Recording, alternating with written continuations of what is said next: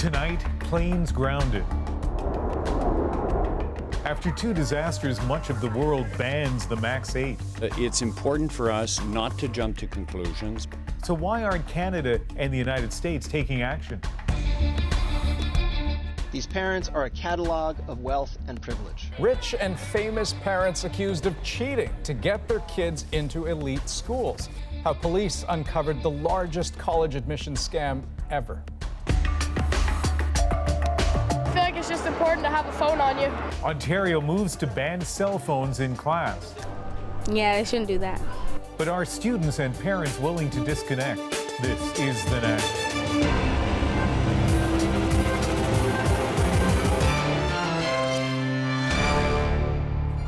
2 days after a Boeing 737 MAX 8 plunged to the ground in Ethiopia, killing 157 people, there's pressure from some aviation experts, officials, even flight attendants to take the rest of those planes out of the sky. Pressure the United States and Canada are resisting. Tonight, we take you to the point of impact where investigators and family members of the victims have a similar task. What can they discover in the shattered wreckage of a doomed flight? Susan Ormiston on what people have found and what they have lost. But first, a world divided on the Boeing 737 MAX 8. After two crashes in the space of months, there's a stark divide between Canada, the U.S., and much of the rest of the world on how to respond. Until Sunday's disaster, the 737 MAX 8 was making about 8,500 flights a week. Now it seems half the world is closed to the plane. The entire European Union, including the UK, banned the MAX 8, along with similar models, from their airspace, calling it a precautionary measure. Other no-fly zones for the planes: Oman, Kuwait, the UAE, Singapore, Malaysia, Australia, and New Zealand. On top of that, the MAX 8 fleets for 40 airlines are grounded. In total, most of the world's 737 MAX 8 jets are sitting idle. According to FlightAware, which follows flights in real time, the ones still in the air are now overwhelmingly over the U.S. and Canada. That's because Canada and the United States continue to abide by the judgment of the FAA, which says the 737 MAX 8 is safe. As Paul Hunter explains, that's raising questions and causing confusion. Yes, that is a Boeing 737 MAX 8 jetliner touching down safely, of course, today in Washington. Said Boeing, it has full confidence in the plane's safety. Precisely the opposite view of now so many others worldwide. On top of all the countries now banning the MAX 8, unions for Air Canada's flight attendants and those in the U.S. say there are serious safety concerns. Likewise today, U.S. lawmakers from both parties. These planes are accidents waiting to happen. The 737 MAX 8s should be immediately grounded. But so far, U.S. and Canadian regulators continue to allow them to fly. Tonight, the U.S. Federal Aviation Authority emphasized its review of MAX 8s shows no systemic performance issues and provides no basis to order grounding the aircraft.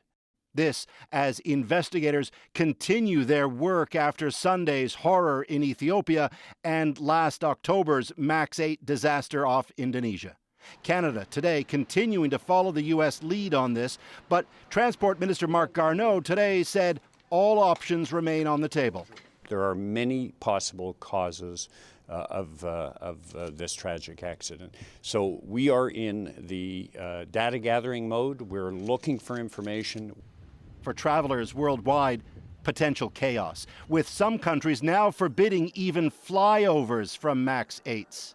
Then there are those with cold feet, such as Charlottetown's Daisy Chiang, who today, on learning that her upcoming flight to Calgary is on a WestJet MAX 8, wanted to change flights and planes, but was told no refunds. I don't feel comfortable sitting on that airplane.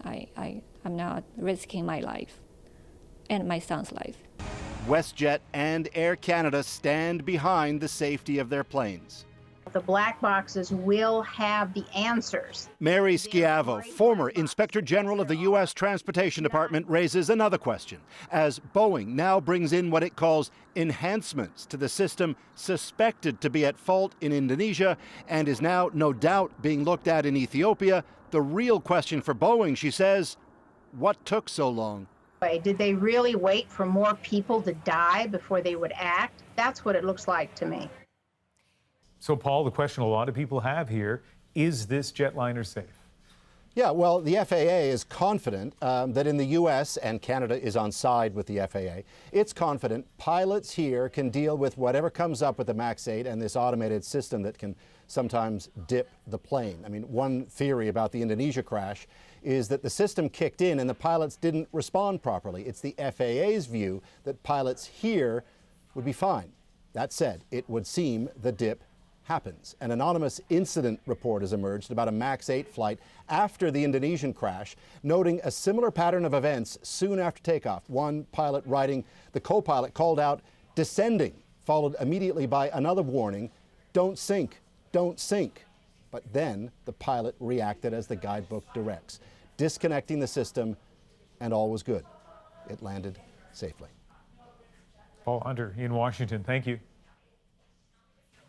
At the heart of the concern around the MAX 8 planes, these faces. The 18 Canadians who were killed when Ethiopian Airlines Flight 302 went down. And we now know all of their names, including Amin Ismail Nur Mohammed, who was 72. Dawn Tanner was a high school teacher in Hagersville, Ontario. And 9-month-old Ruby, the baby girl, was going to Kenya to meet her grandfather for the first time. She was traveling with her mother, brother, and sister who weren't citizens but called Canada home. Her grandmother was also on board, as were the grandparents of the 2 other Canadian children killed, part of that family of 6 on the plane. At the crash site itself, duty mixed with grief today as investigators comb through the debris. Family and friends of some of the victims arrived to look for any trace of their loved ones. Susan Ormiston takes us there. Traveling to the crash site sends you into rural Ethiopia. Down rutted roads, shared with livestock, this is a world apart from the bustling Addis Ababa airport, where Flight 302 began its journey. Then this, Ethiopian Airlines confirming today that the crew reported flight control problems after takeoff. So now inconsolable grief. This mother, desperate to recover her daughter's body and lay her to rest. She was part of the crew. But that's the hardest part. The airline company says it will take 5 days to clear the site and return what remains can be found to families, prolonging their sorrow. These are some of the last surveys by forensic research teams, fanning out across this disturbed ground, painstakingly searching for any last remaining body parts or passengers' possessions, so critical for surviving families. It's mostly an Ethiopian group, but with international members, as this part of the investigation moves into the identification phase. Moshe Biton, an Israeli, came to look for his eldest brother, who was 61. For us, as Jewish, as Israelis, we have a very important point. In this case, we need to find some identified until the DNA, that we can bury some reminders, that we can make the ceremony. Israel sent its own team to help with recovery and identification. Multiple countries are now on site, with teams from the FAA, the NTSB, and Boeing brushing aside reporters' questions. They'll examine mounds of mangled airline parts which backhoes have dug out of a crater. These, along with the black boxes to be analyzed outside of Ethiopia, will form part of a reconstruction. Today, a small group of Chinese men stood and bowed for their colleague, Wu Ping's friend. He stopped here and stay here forever. So difficult. Yeah, very difficult. They are not only working in the same company, we are very close friends. Wu Ping left nourishment for his friend in heaven, he told us, including his favorite, Ingiri, Ethiopian bread. Few families have come here so far, but many hundreds of villagers have made it a kind of pilgrimage, reflecting on strangers from faraway lands who ended up here in sacred ground. Susan Ormiston, CBC News, near Ajiri, Ethiopia. And Andrew, we may get some clarity on Canada's position on the MAX 8 tomorrow. The Transport Minister, Marc Garneau, will be holding a news conference in the morning. Okay, Ian, to the U.S. now, and a scandal that has revealed just what some wealthy parents are willing to do to get their kids into an elite school. Actors Lori Loughlin and Felicity Huffman are among about 50 people charged today in the biggest college admissions scandal ever prosecuted. A prominent Canadian businessman is facing charges too. The CBC's Stephen D'Souza now on the parents accused of rigging the system. 5 kids. Wow, that sounds like a lot. It's a plot worthy of Desperate Housewives. Parents lying, cheating, and bribing to get their children into the country's top schools. Prosecutors say Felicity Huffman paid $15,000 and disguised it as a donation to charity, all so someone could fix her daughter's college entrance exam. We're not talking about donating a building so that a school's more likely to take your son or daughter. We're talking about deception and fraud. Sir, is there anything you want to say to the charges? The nationwide scam centers around consultant Rick Singer. In addition to arranging for ringers to take students' admissions tests, or SATs, he's admitted to bribing insiders to change scores and bribing coaches to pass off students as elite athletic recruits, even though they had never played the sport before. Congratulations on all your success. That's so cute. Thank you. Authorities say Lori Loughlin and her husband paid $500,000 so their daughter, popular YouTuber Olivia Jade, and her sister could attend USC as rowing team recruits. The FBI says scams like this netted Singer $25 million. This is a case where they flaunted their wealth so they could set their children up for success with the best education money could buy, literally. Yale, Georgetown, Stanford, and more, the schools targeted are some of the most prestigious, seen as gateways to powerful connections and great careers. But officials say the schools themselves were not involved. For every student admitted through fraud, an honest, genuinely talented student was rejected. In the case of Vancouver businessman and ex-CFLer David Sadu, the FBI says he paid $100,000 for each son so someone else could take their college entrance exams. His lawyer tells CBC that Sadu is known for his philanthropy and is innocent until proven guilty. Lori Loughlin's daughter got into the school of her choice, as did many allegedly involved in the scam. No students were charged today, and authorities say many had no idea what their parents were up to. Stephen D'Souza, CBC News, New York. Now, you may be wondering, could this happen in Canada? Well, we reached out to someone who knows, the head of admissions at the University of Toronto. I think the way our system is set up, this kind of scale of fraud would be very, very unlikely. We don't tend to have the very small, very exclusive kinds of institutions. We tend to have larger, more accessible public schools in Canada. So we don't have any universities that are making offers to only 4 or 5% of their applicants. So that changes the dynamic a little bit. And another deterrent, Canada doesn't have a system of standardized entrance exams. In the US, those all-important SATs were vulnerable to cheating. And finally, athletics is very different in the US. It's a very significant part of US colleges and universities. Here, we certainly do try to recruit good athletes, but they still have to meet our admission requirements. Now, Richard Levin did tell us that he'll occasionally get calls from alumni hoping someone can pull some strings to get their kid in, but he insists it's not so much about who you know, it's about the quality of the application. In Britain, Prime Minister Theresa May's Brexit plan is officially dead tonight. A last-ditch revised version killed off in a crushing defeat in Parliament. This is her second big loss on the issue in a matter of weeks, but May has little time to regroup. Lawmakers return tomorrow for another big vote on how to leave the European Union. Thomas Dagla has more on a day of high drama. Dark and stormy. Brexit trudges along with no clearing in sight. EU lovers and haters have nothing to celebrate. The Prime Minister. And neither does she. Mr. Speaker. The Prime Minister's voice and plan now both failing. If this deal does not go through tonight, then this House risks no Brexit at all. Theresa May returned from crunch negotiations convinced she had secured the tweaks needed to get her divorce deal approved. Problem is, not one single word has changed. All May really got was guarantees about the so-called Irish border backstop, that it couldn't be used to trap Britain in the EU's orbit after Brexit. Or could it? Let me make it clear. The legal risk, as I set it out, remains unchanged. Clear the lobby! The Attorney General's warning weighed heavily on the minds of MPs as they voted behind closed doors, still posting pictures showing the size of the crowd opposed to the deal. The ayes to the right, 242. The noes to the left, 391. Another whopping defeat for May.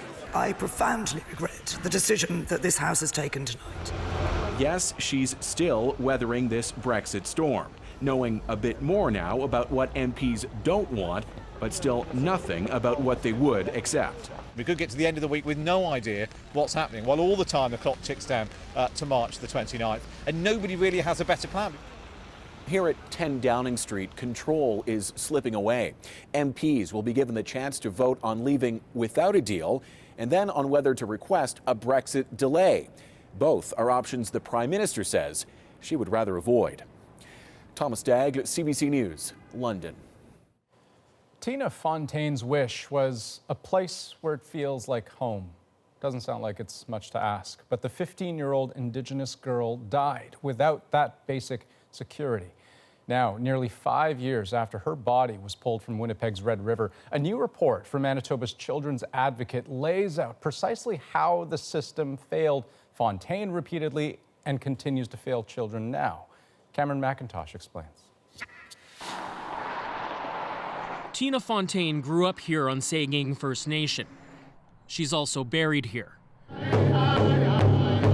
Amid the sound of drums and the smell of burning sweetgrass, it was here Manitoba's Advocate for Children and Youth released a report into the circumstances of her death, along with a statement. Not enough has changed since Tina died in 2014. Tina Fontaine was just 15 years old when her body was pulled from Winnipeg's Red River. She became a national symbol of violence against Indigenous women and girls. Her life started to spiral out of control with the death of her father, skipping school, drug abuse, and repeatedly running away, all while in contact with child welfare. But she was never provided with counseling or other cultural healing, despite ongoing assessments and recommendations that this was a critical need in her life. I don't know how many times the door closed. I said, please just help me. The great aunt that raised Fontaine didn't speak today, but has always maintained her calls for help went largely unanswered. Barriers to accessing the services were plenty, and overall, the service wasn't delivered to Tina. The report makes 5 recommendations, including access to on-reserve counseling, tracking of school attendance, and secure shelter spaces for children on the street. At the time she went missing, Fontaine had been placed in a Winnipeg hotel.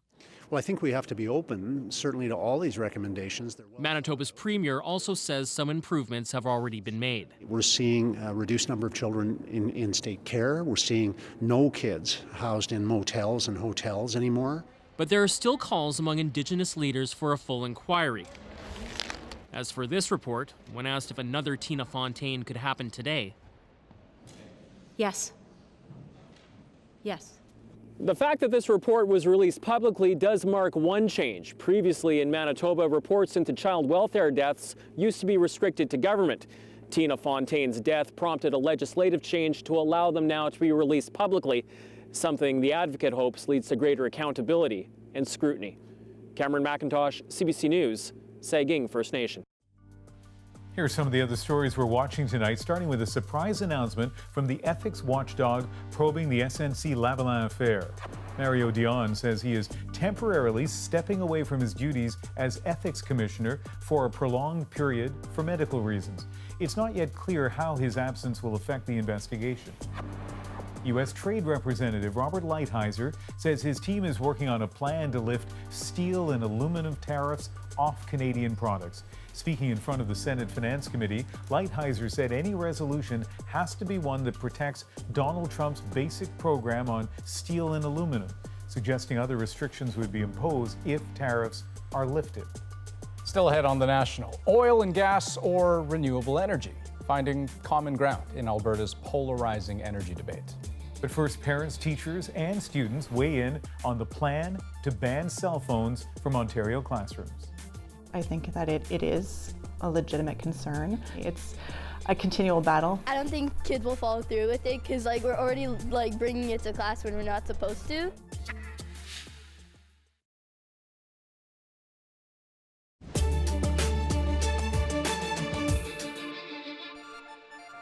Come September, students across Ontario will be getting something of a digital detox. The province is moving to ban cell phones in schools. And as Jacqueline Hansen reports, it's already creating a buzz.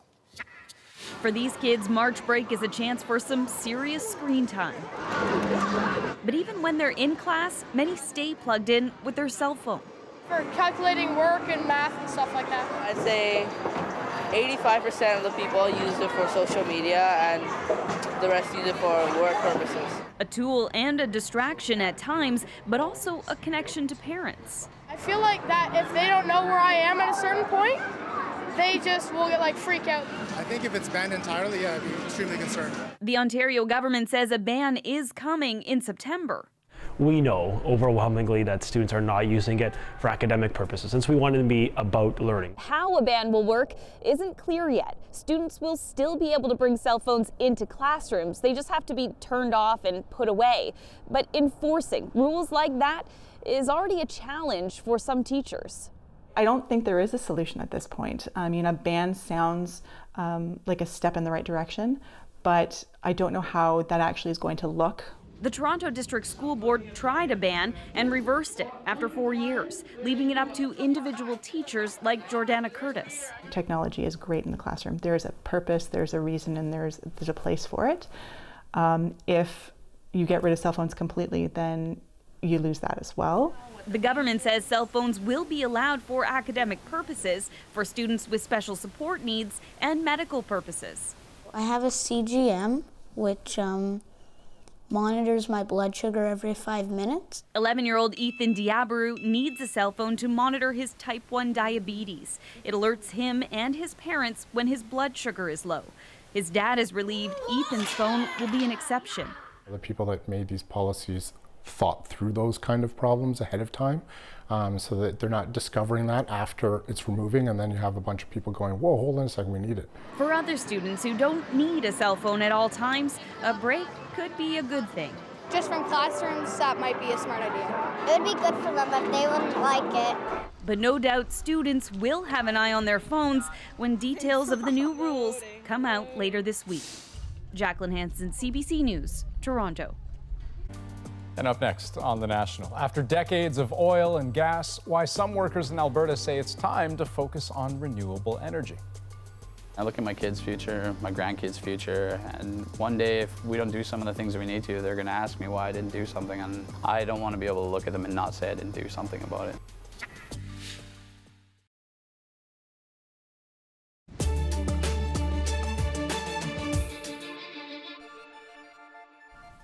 At some point during the episode, you even told your victims to be quiet because they were crying. Cardinal George Pell, the world's most senior Roman Catholic to be convicted of sexually abusing children, was sentenced to 6 years in jail today. The 77-year-old was convicted in December for sexually abusing 2 choir boys in Melbourne. Pell maintained his innocence throughout and has filed an appeal to his conviction. At least 8 people missing after a mudslide in central Peru. More than 12 hours of torrential rains have caused severe flooding in large swaths of the South American country. with mudslides downing bridges and blocking roadways. Local reports say the missing were traveling along a highway when their vehicles were swept away. A BC man has been arrested and charged in connection with a violent robbery and explosion at an Edmonton bank. In December, 2 guards were injured in a blast during an early morning holdup at a Scotiabank branch. Police say the man was arrested last week and faces charges including attempted robbery and possession of an explosive material. For decades, this was Alberta's success story, a major source of jobs and, in a big way, the province's very identity. But the oil and gas industry is struggling, so the province is too. That has some, but not all, Albertans pushing for the energy sector to shift its focus to renewables. And the two sides can be pretty far apart. Well, tonight, as part of the National's focus on Alberta's future, from pipelines to policy, Nick Purdon takes a look at where, on the issue of energy, there may be common ground. Please stand up and just move to the other side of those boards there and just spread around the room. Now, I'll introduce the topic. I'm going to invite someone to make a statement. Then I'm going to invite you to move. Do you agree? Do you disagree? I'm in Calgary, the heart of oil country. Okay, so here we go. And here's something you don't see every day. Albertans from all different parts of the energy sector, from oil and gas to renewables, playing a game together, a very serious game. So here's the first statement. Creating the energy system the future requires of us means. Creating the energy system the future requires of us means recognizing that not every current form of energy will have a role in the future system. Now, the point of the game is to try to get people with vastly different ideas to listen to one another. Canada has some of the cleanest energy in the world, and we need to showcase that on the world stage. They don't produce things just for the hell of it. They do it because someone is consuming it. It's called a moving conversation, as in if you like what someone says, you move towards them. Creating the energy system of the future means dismantling capitalism. If you don't, you move away.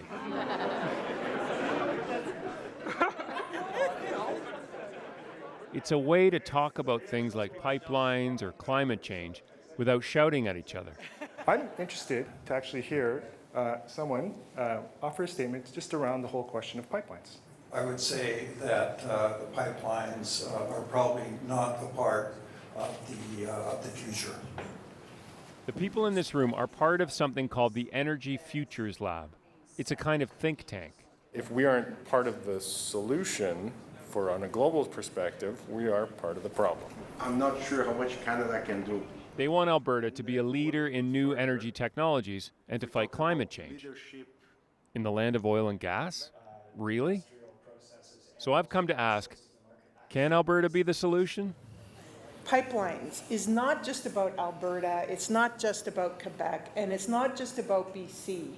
We have energy that is available to the world, and if we can't get that to market, we can't support the energy transition worldwide. Take Maggie Hanna's ideas, for example. She's worked in oil and gas for 25 years. She's pro-pipeline, but maybe not for the reasons you might think. For Maggie, you need oil, or hydrocarbons, to get renewables going.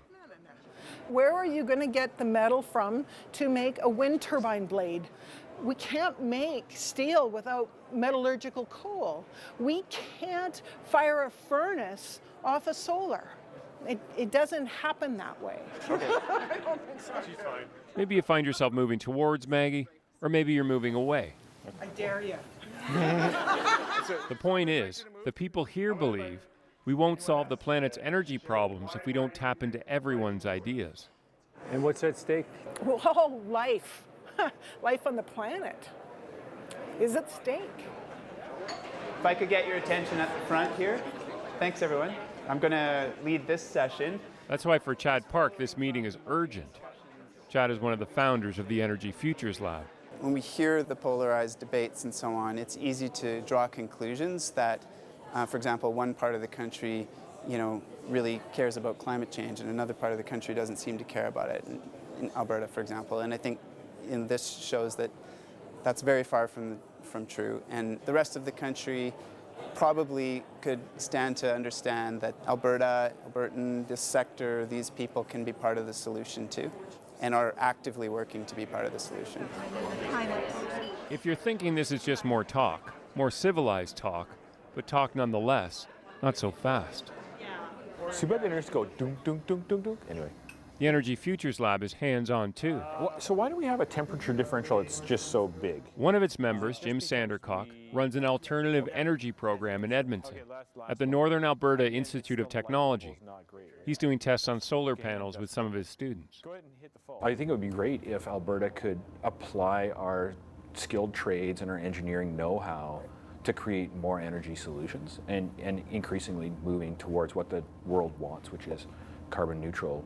Whether that is bitumen that has a way lower greenhouse gas footprint, whether that is generating more electricity using cleaner processes like using solar. I think we have that ability in Alberta to do all those things. All right, I'll come around the other side. So Jim tells me that in the last year, his alternative energy program has doubled in size. Why do this in the first place? And with the economic downturn, several of his students are former oil patch workers. My name is Dustin Taylor. I'm from right here in Edmonton, Alberta. I've worked in oil and gas for probably the last 15 years up until this point. Oil put food on the table for us. I see Our fancy MC4 connectors. Dustin was born into an oil and gas family, and he thought that would be his life too. He was making more than $100,000 a year. Good. But it didn't last. We had a big drop in oil prices and my entire division got axed, and so I just said, you know what, I'm going to go both feet in and just go right back to school. I mean, we all talk about climate change. It's a glaring issue. It's not something we're getting away from. It affects all of us. So I mean, I don't just look at my future when I do this. I mean, I look at my kids' future, my grandkids' future, and one day if we don't do some of the things that we need to, they're going to ask me why I didn't do something, and I don't want to be able to look at them and not say I didn't do something about it, right? A couple extra watts. Yep. Dustin isn't just trying to send a message to his kids. He has one for oil workers too. Yeah, there's a bit of a change in that one. One of the forms of renewable energy he's learned about is geothermal, which requires drilling into the earth to harness the energy underground. We've got some of the best trained and well-experienced drillers in the world. There's a place for them in that world as well. So they can definitely be a part of this transition. So I would definitely like to see, I mean, I've got friends in oil and gas still, and I definitely don't want to see them lose their houses over things. So, you know, it'd be nice to see a few of them get involved. Do you have to update this every time? The good news for Dustin is he's already got a job. As soon as he graduates this spring, he'll be installing solar panels. But not every student here is that well set up. I meet another former oil worker, Aaron Bonnert. I previously came from the oil and gas industry, worked for directional drilling oil and gas exploration for the last 8 years. It was booming at the time, so you just kind of working where the money is. And how much money were you making when you're working in oil and gas? $150,000 a year, so yeah, $500 a day usually for a day rate. So it's good money. Yeah. Right. Second one would create a job fault. Aaron gave all that up in part because he's worried about climate change. It depends on how the configuration. I knew that climate crisis is real. So instead of turning my back on it, I wanted to be part of it, like part of the solution to change that. Like I've heard from experts, what is it, 20 to 30 years, you hit that point, you can't go back. You would never have it flat, you'd have it up. The Alberta government is looking for solutions too. They vowed to make renewable energy 30% of the power grid by 2030. And it sticks out this way. So there will be jobs. But is that soon enough for Aaron? It is scary to think that this potentially may not take off as quick as I'd like, but all you can do is hope, I guess. Yeah. If oil prices go through the roof, what would you do? You going to go back? Well, it'd be nice to say no, but to be honest, because of the money and the student loans, right, money pays for everything. So it's like, I don't know. It's hard to say. I'd like to say I would say no, but it depends on my situation at the time. And I mean, what do you hope for? I hope to be a part of the solution. This system right now, we've got our different breakers. Surprised that former oil patch workers want to fight climate change? Excellent, guys. Well, that's exactly the kind of bias the Energy Futures Lab wants to smash. Yeah, in the spirit of the lab, this is very much an experiment. And back in Calgary, they're playing a game to show people their biases around energy. And you can be really outside the box. The boxes with the wigs, they represent people. The cards are people's biases. Here I'm going to put a $sign on your nose because... When someone has a lot of biases, they're boxed in, and they can't hear anyone else. Can I talk? So we've been looking at trying to understand the biases that would cause people to say no to pipelines. You know, we have our own biases in them, but this is, I think, forcing us to understand why somebody would have a contrarian viewpoint and see things a little differently than we might sitting in our own little box. Well done on all your boxes. I heard some very thoughtful conversations. If we don't allow ourselves to look outside the box, we are going to not be able to get to the root of all the problems that are facing us. So thank you, fabulous volunteers. Of course, just getting rid of stereotypes and biases isn't going to solve climate change. Still, the hope here is that the best solutions will only come when people start listening to one another. You can take the boxes off if you want. You look amazing. Nick Purdon, CBC News, Calgary. Up next on The National, a decade of grief and questions in Newfoundland for the families whose loved ones died in an offshore helicopter crash. It leaves a hole in the family, a hole in one's life. Have we written off individuals in this province and said maybe it's a cost of doing business? First, though, a look at a story you'll see here tomorrow night, looking at the future of cities, where we live and how we live. Here's Adrian with a preview.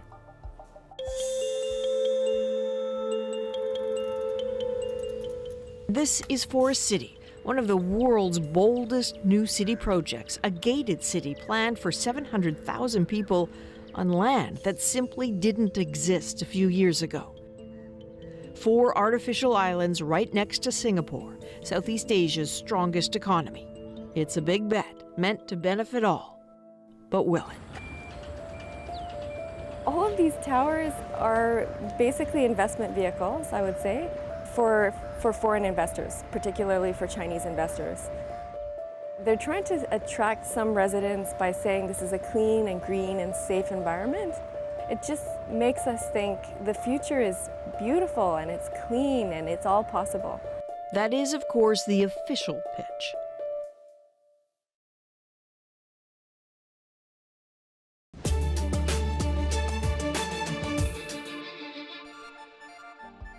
Ten years ago, a routine flight to some offshore oil rigs ended in tragedy. A helicopter carrying 18 workers crashed into the frigid waters off Newfoundland, killing 17 people. It's a sad day. It's when March comes in, you know, you get that feeling of what's coming, and yeah, it brings it all back. Each year, families and friends travel to St. John's to pay tribute. Some leave flowers, photographs, and messages at the airport. It's a tradition now, and it's something that we've come accustomed to, and it just feels like it's a part of the whole process of remembering the day. Others honor their loved ones at a nearby memorial. I was very young when he passed away, so basically all I can remember is that he was a fun-loving person who loved to do jokes and stuff like that. It's just not fair that, you know, every single person who has a father gets to go bond and do all this and do all that, but to me, I literally had to go see my dad in the ground. An investigation after the crash revealed the helicopter lost all its oil in the flight. The Cougar should have been able to stay in the air for at least 30 minutes after running dry, but the manufacturer was given an exemption because the chances of that ever happening were extremely remote.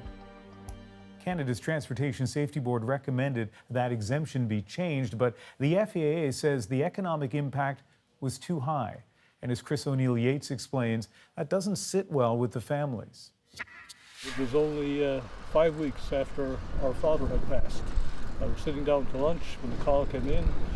After 10 years, the memory is still vivid for Harold Maloney. That exact moment when he learned that his 51-year-old brother Derek, on his way to work as a caterer on an offshore platform, was among those killed when Cougar Flight 491 crashed into the North Atlantic. The chopper ran into engine trouble 14 minutes into the flight, 54 kilometers from St. John's.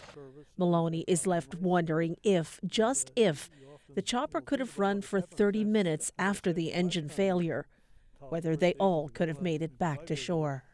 It leaves a hole in the family, a hole in one's life. The emptiness is compounded by the fact that 10 years later, 2 out of the 4 recommendations have not been implemented. Maloney can't understand why not. Why hold off on the things that cost money? Have we written off individuals in this province and said maybe it's the cost of doing business? To see Derek when he was alive, Maloney simply had to go next door. Now he drives to the cemetery on the hill in his hometown of Bay Bulls to visit the brother he expected to grow old with. When he wasn't offshore or away working, we spent time together on a regular basis. That's gone. I mean, that's something I'll always miss. This community of 1,200 was one of many in this region shattered on that frigid March day in 2009. The ties that bind are strong here. We lost people very close to here, and these individuals were like one large extended family. The numbers of people they were connected to was absolutely unreal. Though safety has improved since the Cougar crash, Maloney worries that it's not enough. Workers will have to travel even farther for new oil projects on the horizon. There probably will be another accident. If it's a bigger accident and there's more cost associated with it, maybe then somebody will look at it and say, the cost of doing business is too high. Every time he comes here, one thought consumes Maloney. I think what a waste. What a waste. The cost of implementing recommendations to prevent another tragedy may well be too great for companies to bear, says Maloney. But the human cost is being paid in towns like this one by the families left behind. Chris O'Neill-Yates, CBC News, Bay Bulls, Newfoundland. And next on The National, a Fredericton boy gets his wish, a chance to meet his heroes. I'm very excited and nervous at the same time because it's just gonna be so cool. I'm probably just gonna say something weird because I'm so excited. We'll tell you all about it in our moment, but first. Fuel is gonna be exploding. The gas station attendant, he was screaming at me to shut it off. In case you missed it, fueling up just got safer. Well, sort of. For years, we've been warned not to use our cell phones while filling up a gas tank out of fear of this. But turns out that's pretty unlikely. The chances of your phone igniting vapors at the pumps are about 1 in 10 billion, and it hasn't happened in 20 years. So says Ontario's Technical Standards and Safety Authority, who assessed a report commissioned by the Canadian Fuels Association. Why? Well, the hope is to eventually let customers use their phones to pay at the pumps. Still, safety first. It's a bit like when you're driving and using your cell phone for texting and checking your emails. Not a good idea to do so. At the end of the day, that phone call can wait the 2 minutes it takes to fill your tank.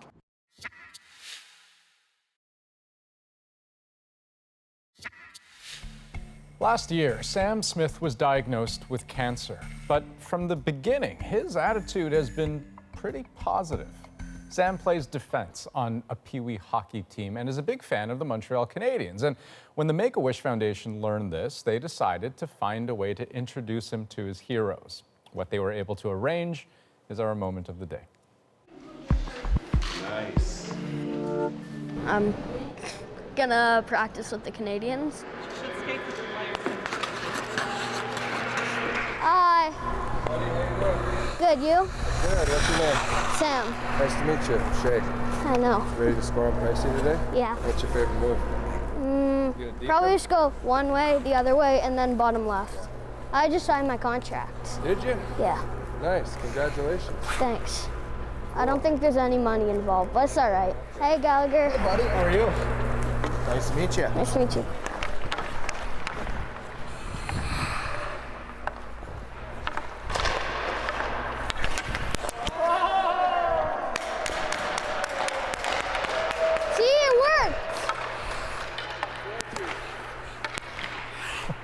Okay, well, I have to say that is the most amazing piece of tape that I've seen in a long time. And I will say that this is a good news story on a couple fronts. So one is what we all just saw there.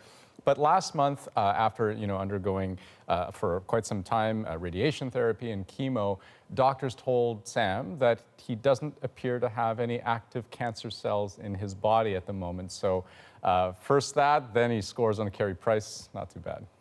So a nice story with a nice development, as you just mentioned. I got to tell you, Andrew, the most remarkable thing to me as I watch that tape is here's a kid who loves the Montreal Canadiens, who's at a practice there with these superstars, including, as you said, Carey Price.